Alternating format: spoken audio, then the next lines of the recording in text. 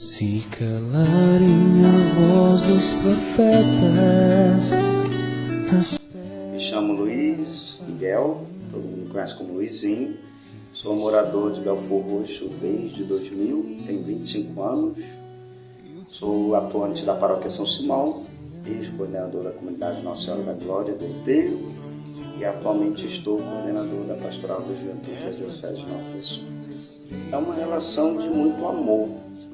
Todos esses anos que eu venho dedicado à Paróquia São Simão, comecei a participar na paróquia em 2011, através do retiro da Pastoral da Juventude da Paróquia São Simão, de formação, e dali comecei a ajudar então a coordenação paroquial da Pastoral da Juventude e comecei a estreitar meus laços com a paróquia, né?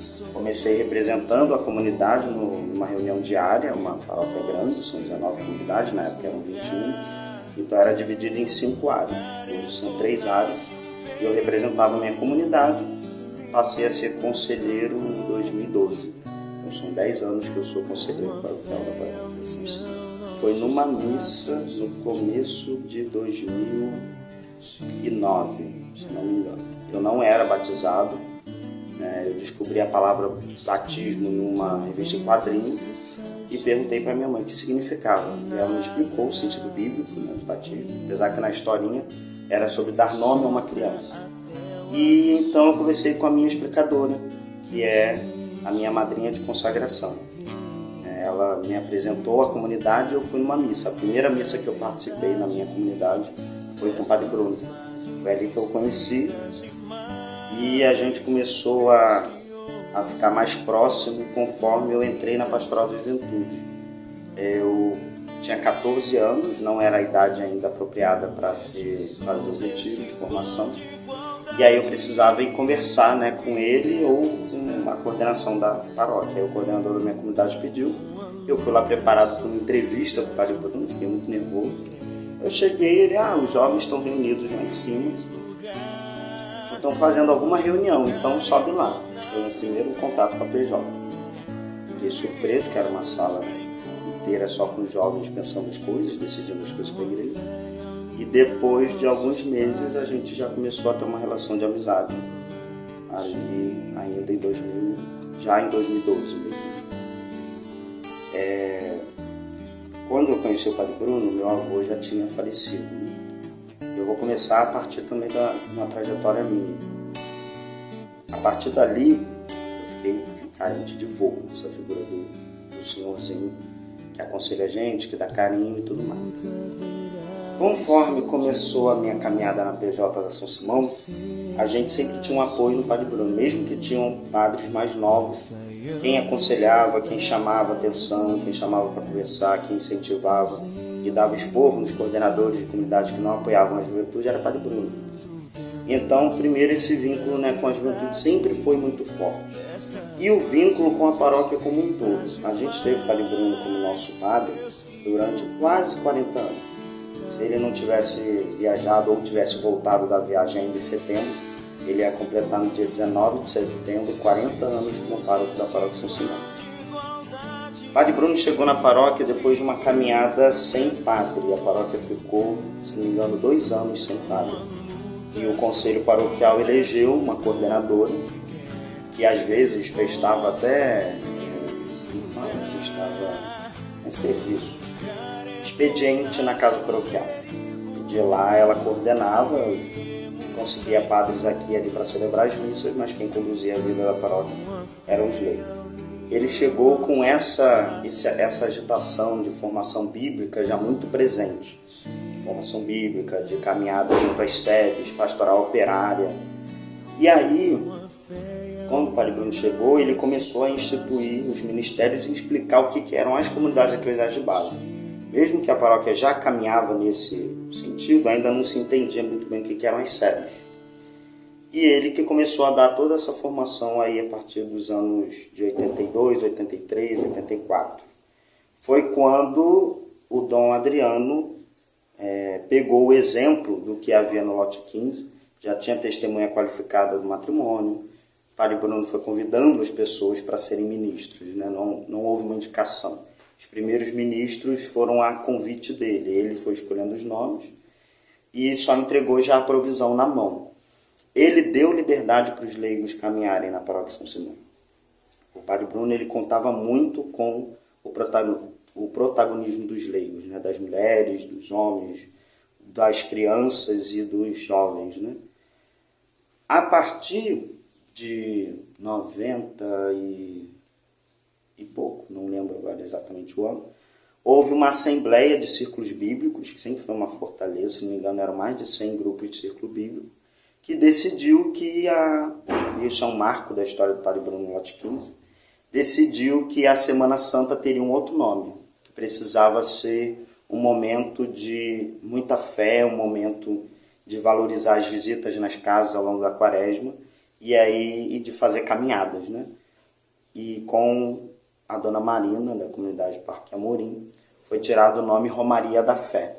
Isso começou pouco tempo depois da chegada do Padre Bruno, não sei se foi ainda nos anos 90 ou ainda finalzinho de 80, que é como a gente chamou durante todo esse período a nossa Semana Santa, a vivência da Semana Santa, a partir do tema da campanha da fraternidade e com várias caminhadas, procissões que aconteciam, né?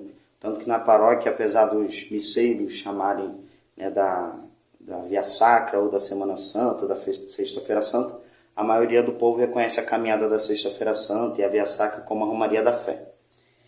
O Padre Bruno, ele sempre foi muito presente na vida das pessoas, né?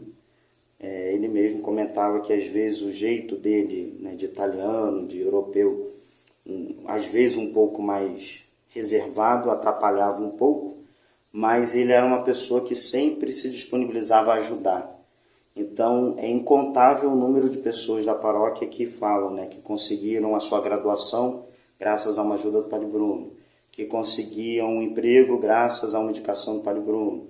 Tem algumas casas de pessoas que foram construídas a partir de projetos da Itália, que era para habitação popular, e ele conseguia fazer a parceria.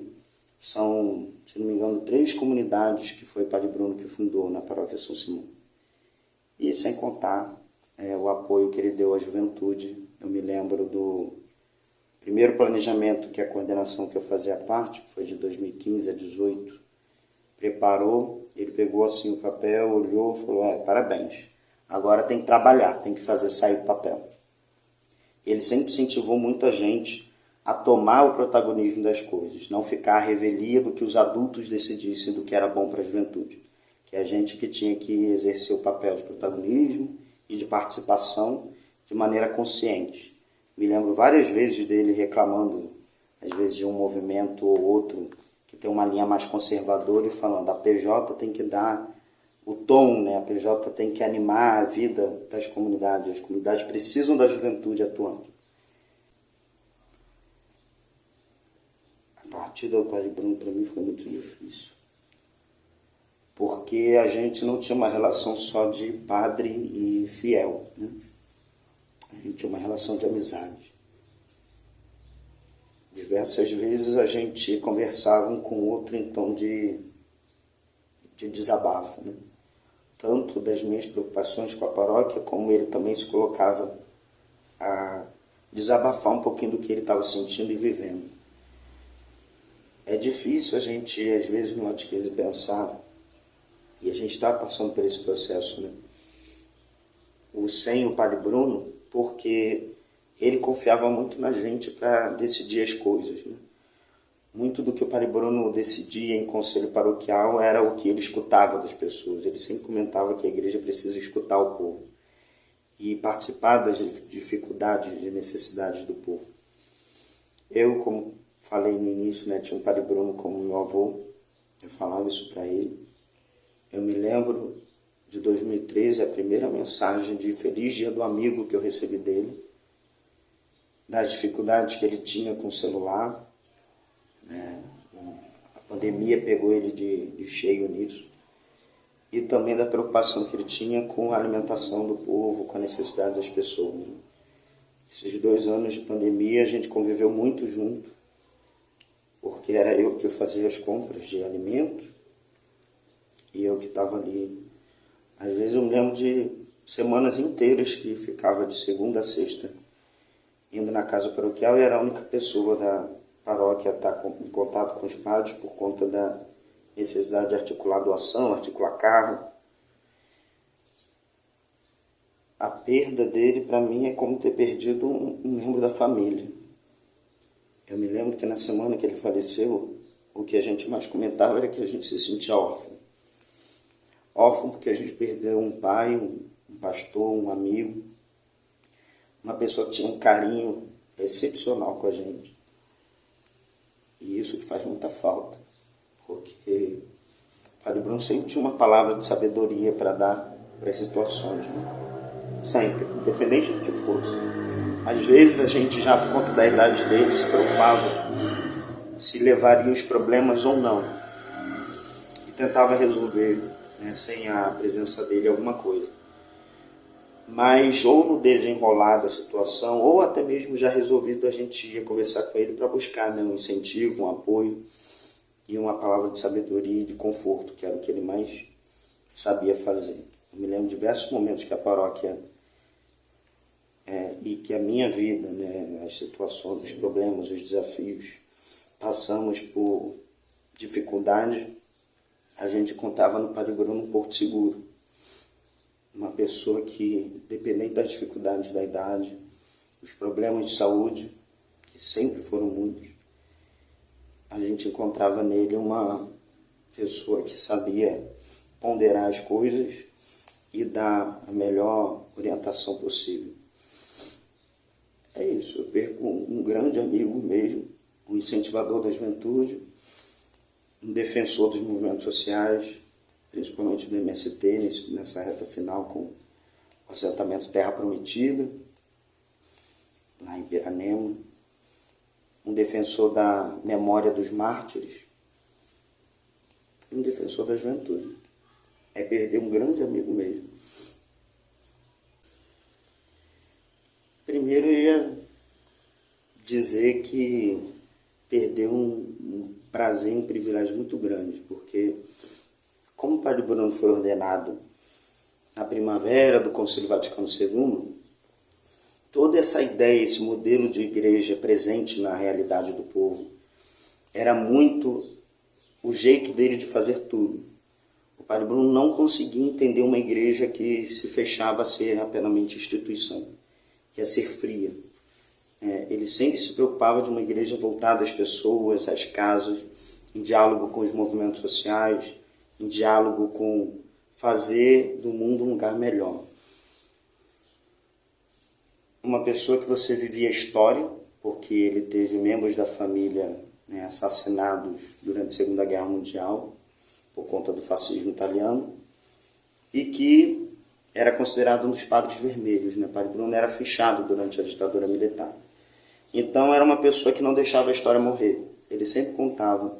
Inclusive tem um relato, né, um testemunho que depois podem estar procurando, de um desabafo dele sobre o cenário político de 2018. E ele falava, mesmo que digam que eu sou um padre velho e que não entendo muito mais das coisas, eu sei testemunhar o que eu vivi durante a ditadura militar de perda de liberdade.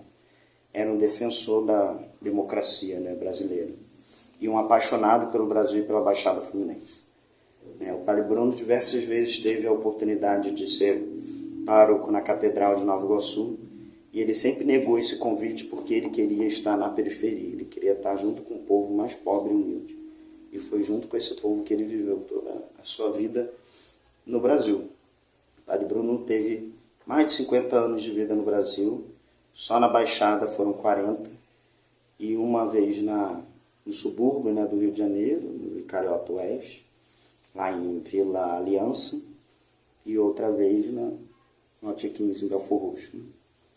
É isso, perdeu a oportunidade de conhecer um grande incentivador da teologia da libertação, uma pessoa que sempre foi muito convicta de que esse é o melhor caminho. Ele falava, a teologia da libertação ela é o caminho certo porque ela pega a pedagogia de Jesus Cristo, né, que é de estar junto com as pessoas e, a ser muito sincero, ele não gostava muito de se preocupar com os ritos, né? Ele dava uma outra significância. A Margarete, quando a gente estava já vivendo o processo de luto, ela comentou que o modelo de igreja que o Padre Bruno defendia acabou morrendo junto com ele. Só gostaria de contestar isso, né? Não só dela, mas de tantas outras pessoas que da diocese perderam seus pastores. Inclusive, é curioso, a entrevista está sendo feita aqui no Riachão, que foi a primeira paróquia que ele veio. Ele veio aqui para resolver algum problema. Ele já iria direto para o lote 15 e acabou indo 4 meses depois. Mas de pensar que o testemunho do Padre Bruno ele vive em nós. O Padre Márcio falou isso na missa de 7º dia, né? Homens como o Bruno não morrem nunca, né? Eles continuam vivos em nós. Que o Evangelho encarnado vai continuar sendo vivido por aqueles que o Padre Bruno formou, que é toda a geração de atual líderes da paróquia de São Simão, e por tantas outras pessoas que ele conquistou ao longo do período que foi pároco praticamente sozinho do Regional 2, né, de 3 paróquias, lá de Belford Roxo, que foi vigário geral da diocese. Tantas pessoas que ele tocou vão continuar mantendo viva a bandeira, tanto da Pastoral da Juventude como das SEBs na Baixada Fluminense.